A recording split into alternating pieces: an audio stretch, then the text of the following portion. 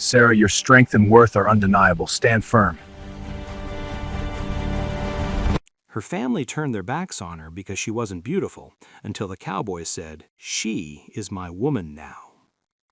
Sarah had spent most of her years trying to stay invisible, moving quietly along the borders of her rough village like someone who had learned to walk without noise, without waiting for anything, and without the dream of fitting in. From the time she was old enough to know the meaning of words, she had heard the quiet talk. She wasn't as lovely as her sisters. Her marks on her skin made her look different. Her being there brought bad luck, and her relatives believed she lowered their reputation. Her father refused to look her in the eye. Her mother's temper got shorter every year, and her brothers and sisters acted as if standing near her would spoil their own value. Sarah never asked for softness. She only wanted to be alive without feeling like her life insulted everyone near her. But her family's coldness built high walls around her heart, turning her into someone who said very little, suffered a lot, and learned to keep her pain quiet. When she walked through the village, people looked away or stared for too long, and she felt like an unwanted sign of something they did not wish to see. She collected plants, carried water, cleaned skins, and finished whatever hard jobs no one else wished to do, trying to make herself helpful even if nobody said thank you. Still, every single night, she wished that maybe one day they would just stop hating her. That hope finally broke that night.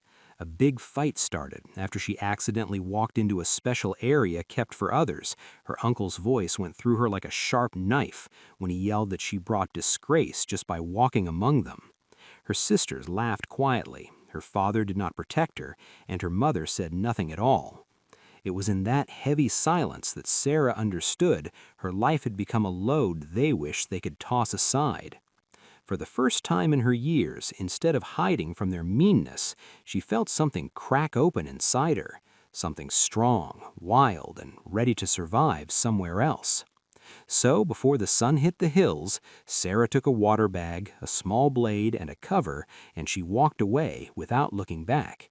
Not because she hated them, but because she finally realized they would never see her true value. The lands outside her village were both scary and strangely freeing. Her legs took her farther than she thought she could go, past paths she knew and into places she had never dared to go near. Her clothes, already old from years of hard labor, became more torn with every mile. Dirt covered every line of her skin. Her body hurt with every step she took. But the thought of freedom, any kind of freedom, kept her going. She slept under thin tree branches, woke up to empty space, drank very little, and stayed alive on roots and whatever small animals she could trap. Days ran together, each moment pushed by her stubborn wish to live somewhere she wasn't unwanted. On the fourth day, her energy faded. Every motion felt heavier, and she tripped more often than she walked. She knew if she didn't find aid soon, her trip would end in the open fields with no one knowing or caring what had happened to her. She pushed herself forward until her head spun, her sight went blurry, and the earth tilted under her feet. Then came the noise, horse steps, steady and coming fast. She didn't hide. She did not have the power or the desire to act like she never needed anyone. A horse appeared on the hill, and riding it was a tall cowboy with a rough face, strong posture, and calm, watchful eyes under an old hat. He slowed down when he spotted her, checking her state with skillful care. Sarah swayed, grabbing at the air, and her knees gave out. Before she hit the dirt, the cowboy was off his animal, rushing toward her with careful speed. "You are injured," he said. His voice was steady, not pushy, not grossed out, just worried. Sarah tried to talk, her throat dry, just exhausted. "Left home," she whispered. He looked at her closely, not with the bad judgment she expected, but with something she wasn't used to: human kindness. His name, she later found out, was Ethan Cole, a rancher who rode through these lands often, trading, searching, and helping whenever he was able. In that moment, he simply held out his hand. "Come on, let's get you on your feet." She paused, not used to niceness, not sure if she earned it, but her body made the decision for her, leaning toward him. Ethan helped her rise, holding her weight gently, before guiding her to sit against a stone. He gave her water, watching to make sure she didn't drink too quickly. When she finally breathed normally again, he asked, "Where are your people?" Sarah looked down. "Far behind me." Ethan didn't push for more facts. He simply nodded as though he knew that some people left not because they wanted to, but because staying would destroy them. He looked at her torn dress, her cuts, the tiredness showing on her face, and something safe appeared in his look. "You don't need to explain anything right now. Rest first." For the first time in her life, Sarah felt seen, not as something unwanted, not as a weight, but as a person whose pain mattered. As she drifted towards sleep, she asked herself if luck had put Ethan in her path for a reason, or if he was simply a stranger with a good heart. Either way, she knew one thing for sure. The moment she walked away from her village, her old life was done, and whatever came next would be shaped not by shame, but by the bravery that had carried her into the unknown.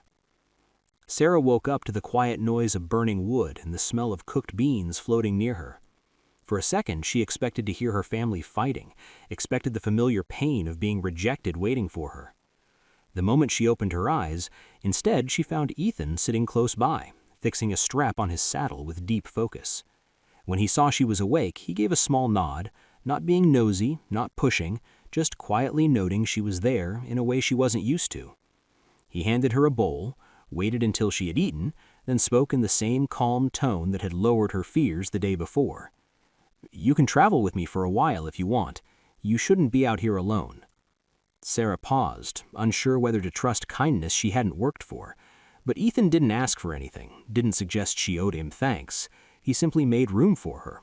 So she agreed quietly, not because she was scared of the world, but because she finally felt she had stepped into one where meanness wasn't the only language spoken.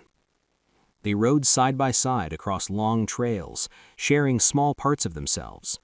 Ethan told her about his ranch, his brothers, the long seasons working with cows, and the lonely feelings that came with living far from towns.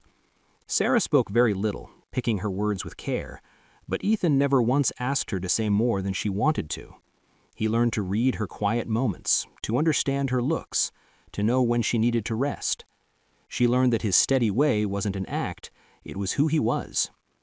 Over days of travel, a quiet bond grew between them. Not rushed or forced, but built from trust she never imagined she would give anyone. One evening, while they set up camp, Sarah asked softly, "Why are you helping me?" Ethan stopped, then answered in a voice that held truth without showing off. "Because you are worth more than what you ran from. Anyone can see that." No one had ever spoken to her that way. For the first time, she felt her heart open up toward someone rather than shrinking away. Their trip eventually led them toward a small town on the trade route where Ethan needed to buy goods. As they came close, Sarah's steps slowed. She wasn't afraid of strangers. She had lived with rejection her whole life, but she feared being seen beside someone like Ethan, a man others looked up to, a man she didn't think she was good enough to stand near. When they entered the town, curious eyes turned toward them, judging, checking, whispering. Sarah lowered her head, her gut telling her to make herself small. But Ethan, noticing her worry, moved closer, his voice steady as he said, "Walk with me." The simple words calmed her. As they moved through the market, people stared at Sarah, some with confusion, some with quiet interest, but none with the hate she had grown up seeing. Ethan bought supplies, asked her what she liked to eat, and acted as though she belonged by his side. His calm refusal to care about the world's opinions slowly began to sink into her bones. After gathering what they needed, they returned to the path leading back toward his ranch. Along the way, Ethan finally asked the question she had been waiting for. "Sarah, are you going back?" She looked ahead, picturing her village, the same faces twisted with judgment, the same hate that never changed. "There is nothing for me there," she said quietly. Ethan looked at her, then nodded once like a choice clicked into place inside him. The next morning, before the sun fully came up, Sarah woke to Ethan getting his horse ready with strange stiffness in his shoulders. "We're going somewhere," he said, and though his tone was calm, Sarah felt a deeper reason behind his words. She followed without asking until she realized they were riding back toward her old village. Her heart beat fast. "Ethan, why?" He didn't slow his horse. "Because running away gave you peace, but facing them will give you freedom. You deserve both." She wanted to argue, but somewhere deep inside, she understood he was right. When they reached the village gate, several people saw them and hurried to tell the rest. Sarah's family came out, their faces showing feelings from surprise to annoyance. Her uncle stepped forward, his voice filled with the same power that had once crushed her spirit. "You come back now, after bringing disgrace upon us?" Sarah's hands shook, but Ethan guided his horse forward, his voice cutting through the crowd with a force no one expected. "Enough." The village went quiet. His tone held no threat, only strong belief. "She didn't disgrace anyone. You treated her like she wasn't worth your breath, but she is stronger than every one of you standing here. She survived what most couldn't. She walked miles alone, and she is not yours to insult anymore." Silence fell thick and shocked. Sarah's uncle, insulted, stepped closer. "Who are you to speak?" Ethan's voice sharpened like steel. "I am the man who saw her value when you refused to." Gasps spread through the crowd. Ethan's next words carried the final hit, spoken with pride and certainty. "She is my woman now." Sarah froze, her breath caught between shock and something far deeper, something warm and wild growing inside her. Not ownership, not a claim, but being seen. Someone had chosen her, not out of pity, not out of duty, but because he saw her value as a person, as a partner, as someone good enough for love. Her family stared at Ethan, at Sarah, at the solid truth in his posture. They could no longer deny what they had thrown away. For the first time, Sarah didn't shrink. She stepped forward, her voice steady. "I am not staying. I am not begging to belong. I am leaving with him because he treated me like a human being."